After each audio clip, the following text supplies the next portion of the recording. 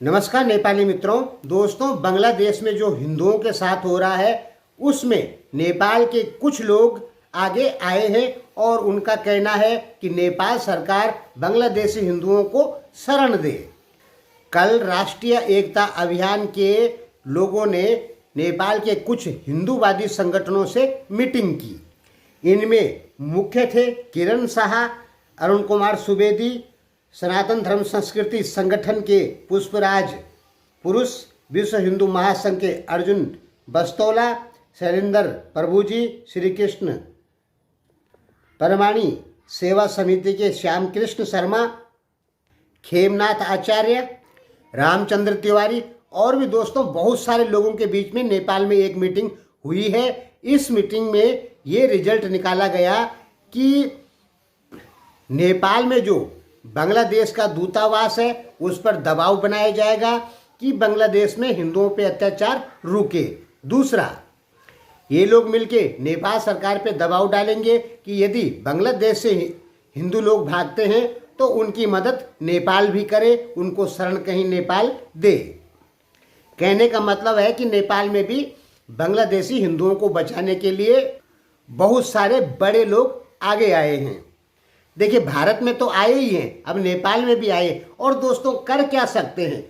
वहाँ के जो हिंदू लोग हैं उन्हें बचाने का फर्ज भारत और नेपाल का ही बनता है, और तो उनको कोई बचाएगा नहीं। अमेरिका नहीं बचाएगा। अमेरिका, यूरोप या चाइना, अमेरिका, यूरोप, ये मानव अधिकार पे कितना भी बोलेंगे, लेकिन जब हिंदुओं पे अत्याचार होगा ये कभी नहीं बोलेंगे। चीन को इससे कोई लेना देना नहीं, किसी पे अत्याचार हो चीन कभी नहीं बोलेगा। बाकी जो मुस्लिम संगठन है या मुस्लिम कंट्रियां हैं वो भी कभी नहीं बोलेगी उनको बचाने के लिए। उनको बचाने के लिए यदि कोई बोल सकता है तो वो भारत के हिंदू दल और नेपाल के हिंदू दल, यानी नेपाल की तरफ से पहल की गई है। अब बांग्लादेश में क्या हो रहा है हिंदुओं के साथ में, हमने अब तक 250 वीडियो देख लिए और इतना गलत हो रहा है कि आपका खून खौल उठेगा। और मुस्लिम लड़कों के इस समय मजे पड़ गए हैं। उनको जो हिंदू लड़कियां पसंद थी अब वो उनके साथ अपनी मनमर्जी कर सकते हैं, क्योंकि पुलिस भी हड़ताल पर है, बचाने वाला इस समय कोई नहीं है। कहने का मतलब ये है कि बांग्लादेश में हिंदू होके जन्म होना उन लोगों के लिए सबसे बड़ा दुर्भाग्य रहा है। अपनी औरतों की रक्षा भी वो लोग नहीं कर पा रहे हैं। और तो छोड़िए, अब वहाँ पे ऐसी कंडीशन आ गई है कि वहाँ की इस्लाम धर्म को मानने वाली औरतें भी सनातन धर्म को मानने वाली औरतों के साथ में अत्याचार कर रही है। बहुत सारे वीडियो ऐसे आए हैं। कैसा देश है बांग्लादेश, जहाँ पे हिंदू लोग अपने 10 साल की लड़की को, 8 साल की लड़की को बाहर नहीं भेज सकते हैं, डर बना हुआ है। हमारे यहाँ नेपाल या भारत में जाओ, 8 साल, 10 साल, 12 साल की लड़की आराम से घूम सकती है, उस पर कोई हिंदू नज़र नहीं डालेगा। अब इसमें कुछ भारत के सेकुलर और कुछ नेपाल के सेकुलर ये क्या कह रहे हैं कि ये झूठे वीडियो है। अरे भाई, तो एक साथ 1000-2000 वीडियो झूठे कहाँ से आ गए? और चलिए झूठे हैं पर सभी तो नहीं न हैं, मानिए 10% झूठे वीडियो होंगे, पर उन वीडियो में भी तो हिंदुओं पे अत्याचार हो रहा है, भले वो 2 साल पुराने हो, 3 साल पुराने हो। और एक साथ इतने सारे वीडियो कहाँ से आ गए? तो ध्रुव राठी जैसे लोग नेपाल में भी बहुत हैं। आप लोग में भी अधिकांश लोग ध्रुव राठी के समर्थक हैं। रवीश कुमार जैसे लोग कह रहे हैं कि झूठे वीडियो। अरे कितने झूठे वीडियो हैं? 2000, 4000 कहाँ से आ गए एक झटके में? 2000, 4000 वीडियो। 1947 जब भारत आज़ाद होता है तो उस समय पाकिस्तान में 14% हिंदू थे, अब वहाँ पे 1.5% हिंदू बचे हुए हैं। बांग्लादेश में 30% हिंदू थे, अब 7.5% हिंदू बचे हुए हैं। नेपाल में क्या स्थिति है कि इस्लाम को गलत नहीं मानते हैं, लेकिन जब आप सही से इस्लाम को पढ़ेंगे, जानेंगे, तो आपको साफ क्लियर लग जाएगा कि इस्लाम कोई धर्म ही नहीं है, एक राक्षसी धर्म है, जिसमें केवल यही बताया जाता है कि जीने का अधिकार केवल उन्हीं लोगों को है जिसने इस्लाम को स्वीकार किया है। बाकी जिसने इस्लाम स्वीकार नहीं किया वो राक्षस हैं, और उनको उड़ा देना, इस दुनिया से बाहर भगा देना, दुनिया से ही, ये पुण्य का काम है। आज भारत के, नेपाल के सारे सेकुलर चुप हैं। और बात करें नेपालियों की, कश्मीर में नेपालियों का ब्लड खस आर्य लोग, जिन्हें कश्मीरी पंडित कहते हैं, ये कश्मीरी पंडित कौन है? ये खस आर्य लोग हैं जो कि नेपाल में भी पाए जाते हैं। जब कश्मीरी पंडितों के ऊपर अत्याचार हुआ तो नेपाल ने इसके बारे में कभी नहीं कहा, उल्टा नेपाल ने पाकिस्तान का ही समर्थन किया, नेपाली मीडिया ने, नेपाली नेताओं ने।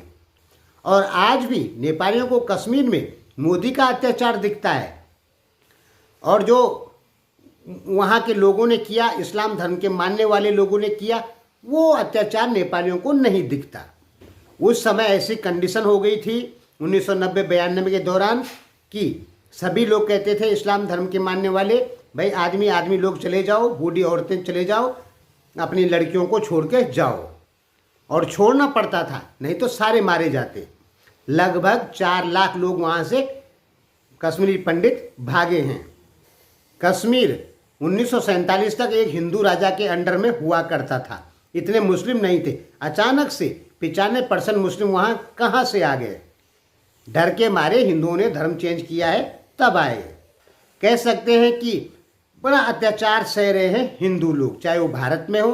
भारत में थोड़ा कम है क्योंकि भारत में अभी भी हिंदू आबादी है, फिर भी जहाँ पे हिंदू आबादी कम, इस्लाम की आबादी ज़्यादा है, वहाँ पे हिंदुओं पे ही अत्याचार होता है। पाकिस्तान में तो हद सीमा पार है। पाकिस्तान और बांग्लादेश के लिए, बांग्लादेश में हिंदुओं की ये स्थिति है कि वहाँ की जो हिंदू बेटियाँ होती है, पाकिस्तान के जो इस्लाम के मानने वाले हैं, वो सोचते हैं ये तो हमारी अपनी जागीर है, हम जो मर्जी इनके साथ करें। और फिर वहाँ पुलिस भी साथ नहीं देती फिर, क्योंकि वोटिंग पावर कम है, इसलिए वहाँ के नेता भी हिंदू लोगों का साथ नहीं देते। अगर वहाँ के नेता लोगों ने हिंदू लोगों का साथ दिया तो कहा जाता है कि ये इस्लाम का विरोधी नेता है, फिर उसे वोट नहीं पड़ती।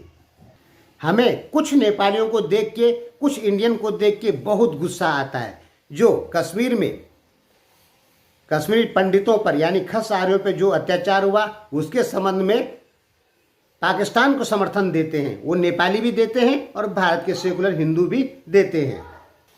नेपाल में आजकल देखता हूं कि पाकिस्तान से मित्रता लगाई जा रही है यूट्यूब के माध्यम से। पाकिस्तान कभी भी नेपाल का मित्र नहीं हो सकता, कोई चांस नहीं। दुनिया में धर्म की लड़ाई चल रही है। नेपाल पाकिस्तान यदि मित्र हो जाते हैं तो धीरे धीरे नेपाल को इस्लाम निगल लेगा। आने वाले 50 साल में भारत को इस्लाम निगल लेगा। ये अरब से चला हुआ धर्म है, धीरे धीरे आगे बढ़ता जा रहा है, बढ़ता जा रहा है। पहले ये भारत को निगल लेगा, फिर नेपाल को भी निगलेगा ही निगलेगा, भले 50 साल लगे चाहे 60 साल लगे।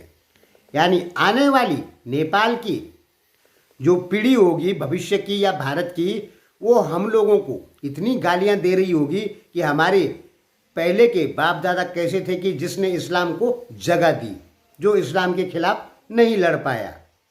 ध्यान में रखिए, मैं कट्टर हिंदू बिल्कुल नहीं हूँ। किसी पे भी अत्याचार हो ये हम सहन नहीं कर सकते, चाहे वो हिंदू हो, मुस्लिम हो, ईसाई हो, सिख हो या कोई जानवर हो। यहाँ पे हिंदू लोगों के साथ में अत्याचार हो रहा है, तब हमको बोलना पड़ रहा है। धन्यवाद। और नेपाल में शरणार्थी लोग अब बढ़ सकते हैं, भारत में तो खैर बढ़ेंगे ही बढ़ेंगे।